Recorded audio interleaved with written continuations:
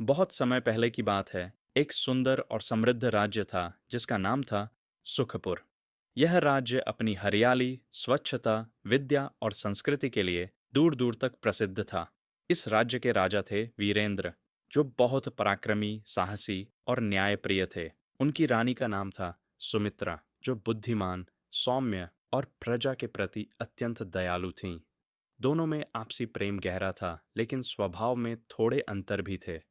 जहां राजा वीरेंद्र को युद्ध कौशल, घुड़सवारी और राज्य विस्तार में रुचि थी, वहीं रानी सुमित्रा को शांति, विद्या और प्रजा की सेवा में आनंद आता था। राजा वीरेंद्र को प्रायः लगता था कि राज्य की रक्षा के लिए ताकत और डर जरूरी है। वे अक्सर सेना को युद्धाभ्यास में लगाते रहते थे और सीमाओं की चौकसी बढ़ाते रहते थे। वहीं रानी सुमित्रा का मानना था कि अगर राज्य के लोग खुश, शिक्षित और संतुष्ट हों, तो कोई भी बाहरी ताकत उसे नहीं डिगा सकती। वे अनाथ बच्चों के लिए विद्यालय, गरीबों के लिए रसोई घर और स्त्रियों के लिए सिलाई कढ़ाई केंद्र खुलवाने में लगी रहती थीं। एक दिन दरबार में एक मंत्री ने सूचना दी, महाराज, पड़ोसी राज्य मलयगढ़ से सैनिकों की हलचल देखी गई है। ऐसा प्रतीत होता है कि वे युद्ध की तैयारी कर रहे हैं। यह सुनते ही राजा वीरेंद्र ने अपनी सेना को तैयार रहने का आदेश दिया और मंत्रिमंडल की आपात बैठक बुलाई। रानी सुमित्रा भी वहां मौजूद थीं। राजा बोले, हमें पहले ही आक्रमण करना होगा।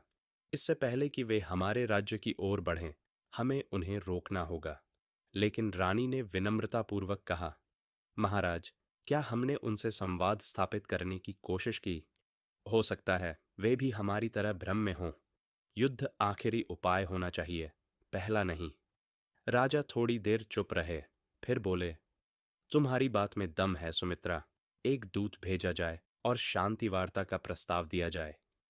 ऐसा पहली बार हुआ था कि राजा वीरेंद्र ने युद्ध से पहले शांति का विचार किया। रानी ने एक अनुभवी और बुद्धिमान राजदूत को चुना, जिसने मलयग्र जाकर वहां के राजा से बात की।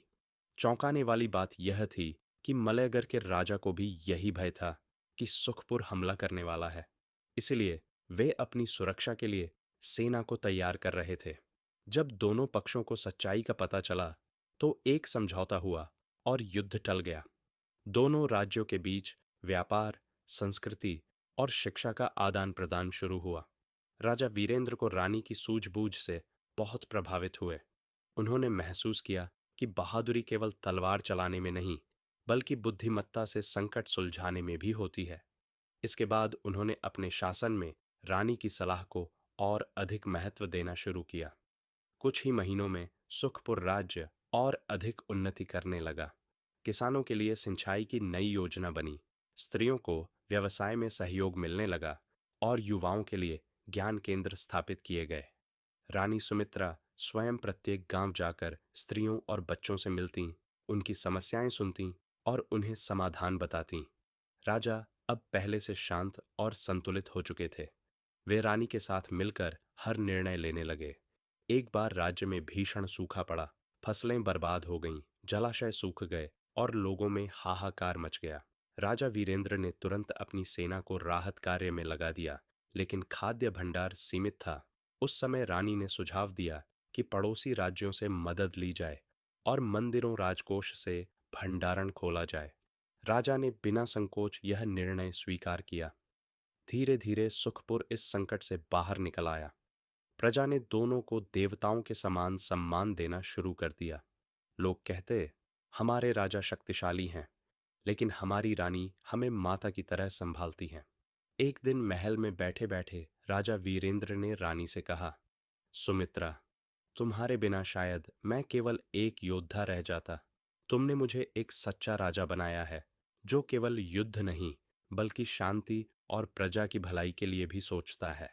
रानी मुस्कुराई और बोली, और आपके बिना मैं केवल योजनाएं बनाती रह जाती। उन्हें लागू करने की शक्ति आपके साहस में है।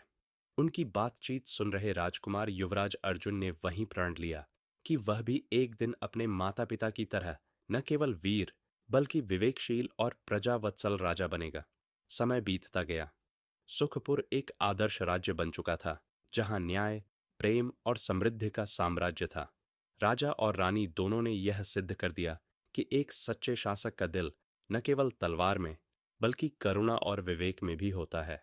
उनकी कहानी आज भी लोगों में यह सिखाने के लिए सुनाई जाती है कि राजा और रानी तभी सफल होते हैं जब वे एक दूसरे के गुणों की सराहना करें और जब ताकत के साथ साथ बुद्धिमानी भी शासन का हिस्सा हो।